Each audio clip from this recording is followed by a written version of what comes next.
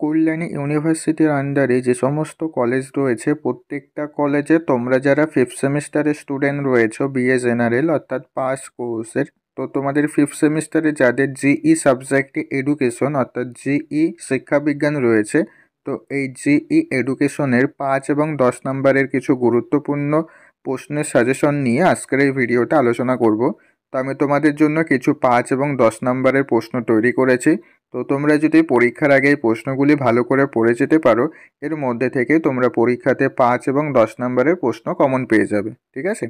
তো কি কি প্রশ্ন রয়েছে তাহলে এবার তোমরা প্রত্যেকেই সেগুলি দেখে নাও। দেখো স্ক্রিনের উপর তোমরা প্রত্যেকেই প্রশ্নগুলি দেখতে পাচ্ছ। তো প্রথম প্রশ্ন রয়েছে, ভারতীয় দর্শনের প্রকৃতি বা স্বরূপ আলোচনা করো। পরের প্রশ্ন আছে, ভারতীয় দর্শনের শিক্ষাগত গুরুত্ব আলোচনা করো। তার পরের প্রশ্ন রয়েছে, শিক্ষা দর্শনের পরিধি আলোচনা করো।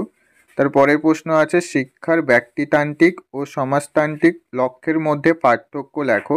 পরের প্রশ্ন আছে, শিক্ষাক্ষেত্রে ডিউয়ের অবদান আলোচনা করো।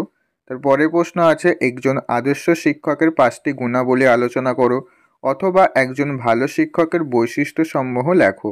পরের প্রশ্ন আছে, যোগ দর্শন অনুযায়ী জ্ঞান ও মূল্যবোধ বলতে কি বোঝো। তার পরের প্রশ্ন রয়েছে, যোগ দর্শনের উপযুক্ত বৈশিষ্ট্যগুলি লেখো এবং শিক্ষাক্ষেত্রে এর গুরুত্ব, তাৎপর্য বা অবদান বিবৃতি করো। তো যে কোনো একটা দিতে পারে, এর গুরুত্বও দিতে পারে, তাৎপর্যও দিতে পারে। ওকে। পরের প্রশ্ন আছে, পিয়াজের মতানুসারে বৈদিক বিকাশের ধাপগুলি সংক্ষেপে আলোচনা করো, অথবা সংক্ষেপে বৈদিক বিকাশের তত্ত্বের স্তরগুলি আলোচনা করো। পরের প্রশ্ন রয়েছে, প্যাভলভের প্রাচীন অনুবর্তন তত্ত্ব ও স্পিনারের সক্রিয় অনুবর্তন তত্ত্বের মধ্যে পার্থক্য লেখো, অথবা ক্লাসিক্যাল ও অপারেন্ট অনুবর্তনের মধ্যে পার্থক্য লেখো। পরের প্রশ্ন আছে, সৃজনশীলতার সংজ্ঞা দাও, সৃজনশীলতার বৈশিষ্ট্যগুলি উল্লেখ করো। তারপরের প্রশ্ন আছে, সৃজনশীলতা লালন পালনের উপায়সমূহ আলোচনা করো, অথবা শ্রেণীকক্ষে সৃজনশীলতা লালন পালনের শিক্ষকের ভূমিকা বর্ণনা করো। তারপরের প্রশ্ন আছে, শিখনের গেস্টাল্ট তত্ত্বটি আলোচনা করো, এই তত্ত্বের শিক্ষাগত তাৎপর্য উল্লেখ করো। পরের প্রশ্ন আছে, একজন শিক্ষার্থী কিভাবে পাঠ্য বিষয় সহজে মনে রাখবে তা আলোচনা করো। পরের প্রশ্ন আছে, বিস্মৃতি বলতে কি বোঝায়, বিস্মৃতির কারণগুলি আলোচনা করো। তারপরের প্রশ্ন আছে, শিখনের বা শিক্ষাক্ষেত্রে পেশনার ভূমিকা আলোচনা করো। পরের প্রশ্ন আছে, শিখন সঞ্চালনের বিভিন্ন প্রকারভেদ উদাহরণ সহ আলোচনা করো। পরের প্রশ্ন আছে, শিক্ষা মনোবিদ্যা কি, শিক্ষা মনোবিদ্যার পরিধি আলোচনা করো। তারপরের প্রশ্ন আছে, শিক্ষা মনোবিজ্ঞান ও মনোবিজ্ঞানের মধ্যে পার্থক্য আলোচনা করো।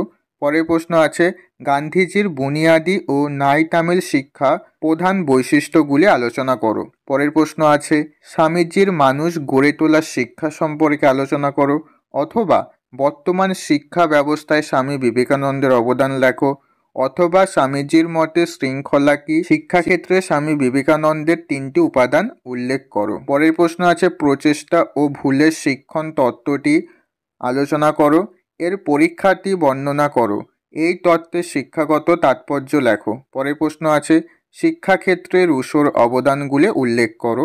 পরের প্রশ্ন আছে, বৌদ্ধ দর্শনের অপরিহার্য বৈশিষ্ট্যগুলি ব্যাখ্যা করো।